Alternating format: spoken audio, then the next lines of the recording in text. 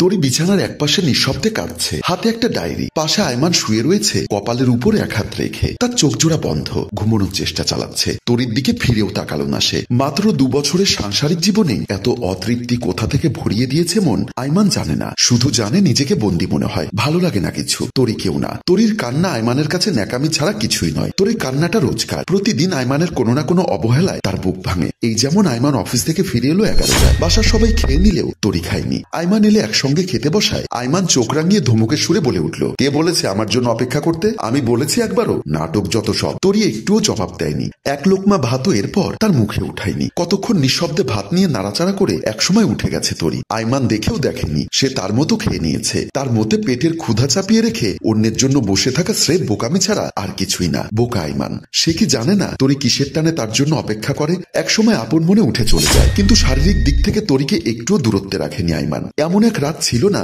যেদিন ছোট্ট তরিকে সুখের দুয়ারে ভাসিয়ে নিয়ে যায়নি আয়মান। সংসার ও স্বামীর খেদমত বুঝতে বুঝতে 1.5 বছর পার হয়ে গিয়েছে এতদিনে। আয়মানের যত্ন আদর তাকে লোকটার প্রতি আকৃষ্ট হতে আর তাকে বেশি করে ভালোবাসতে বাধ্য করে। কিন্তু এই 2 দিন আগে তরি অন্তরের বেদনায় ঝরঝর করে কাঁদছিল একলা একাকি বারান্দায়। আয়মান সবেমাত্র রাতের খাবার খেয়ে ঘরে এসেছে, বারান্দায় পা রাখে গামছা নেবার উদ্দেশ্যে। আয়মানের উপস্থিতি বুঝতে পেরে দ্রুত হাতের উল্টোপিঠ দিয়ে চোখ জোড়া মুছে নিয়ে হাসি হাসি মুখ করে তাকায় আয়মানের দিকে। তরি জানতে চায়, তোমার কি কিছু প্রয়োজন? উত্তরে আয়মান বলে, তোমার এসব নাটক থেকে মুক্তির প্রয়োজন তরি। তোমাকে বিয়ে করা জীবনের সবচেয়ে বড় ভুল। কিছু থেকে কিছু হলেই কান্নাকাটি, আর তোমাকে কিছু বলাও যায় না বাবা। এমন বিহেভ করো যেন ঘরে সতীন নিয়ে এসেছি, যত সব। বলেই বারান্দা ত্যাগ করে আয়মান। ঠায় দাঁড়িয়ে থাকা তরির চোখ জোড়া ছলছল করে আবারও, কিন্তু ঠোঁটের কোণে এক চিলতে হাসি। মনে মনে বলে, সতীন নিয়ে এলেও অবাক হব না এখন। আপনাকে বড্ড অচেনা লাগে আয়মান। আমি রান্নাঘরে কাজ করছিলাম, আমার শাশুড়ি এসে বলল, সকাল সকাল উঠে পড়েছ বৌমা। শাশুড়ি মা হালিমা বেগমের কথার প্রতি উত্তরে তরি মুচকি হেসে বলল,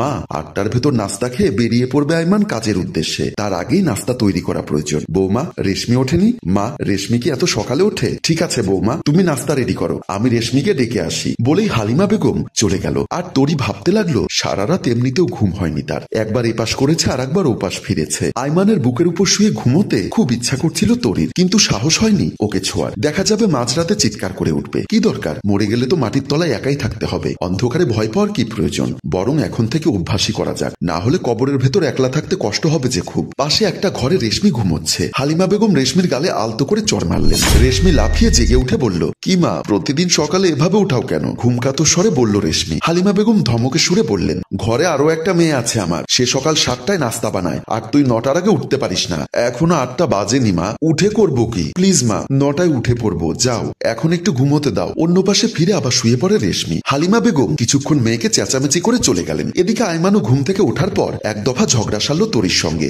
রাগারাগির কারণ তরি কেন তাকে ডেকে তোলেনি, অথচ কিছুদিন আগে ঘুম থেকে উঠানোর জন্য বারবার ডাকার ফলে একগাদা বকার সঙ্গে একটি থাপ্পড়ও খেয়েছিল তরি আয়মানের হাতে। তারপর থেকে ভুলেও সে আয়মানকে ডাকতে চায় না। আয়মান নিজেই ফোনে অ্যালার্ম দিয়ে রাখে, সময় মতো উঠে পড়ে। আজ যে অ্যালার্ম শুনে উঠতে পারবে না তা তো আর তরি জানতো না। সে রান্নাঘরে ব্যস্ত ছিল। বিশ্রী মেজাজে জলদি নাস্তা দাও বলে গোসল করতে চলে যায় আয়মান। তরি কিছুই বলেনি, এসব এখন তার শুয়ে গেছে। রাতে তরি ঘুমোতে গেলে আয়মান এক দৃষ্টিতে তাকিয়ে রইল তরির দিকে। কিছু বলবেন? আয়মান রাগ নিয়ে বলল, তুমি কি আশা করো সারাদিন কামলা দিয়ে এসে রাতের বেলায় তোমার ফোঁচ ফোঁচ শুনবো, তারপর তোমার রাগ ভাঙাতে যাব, তোমাকে মানাতে যাব? তরি মাথাটা নিচু করে বলল, আমি কিছুই আশা করি না, বিশ্বাস করুন। শুধু চাই আপনি আমার সাথে ভালো আচরণ করুন, সুন্দর ব্যবহার করুন, একদম আগের মতো। আপনি এতটা পাল্টে গেছেন কেন? আমি তোমার সাথে খারাপ ব্যবহার করি? আর পাল্টে আমি যাইনি, তুমি গেছো। তোমাকে আদর দিতে দিতে মাথায় তুলে ফেলেছি অ্যাকচুয়ালি, বুঝেছো?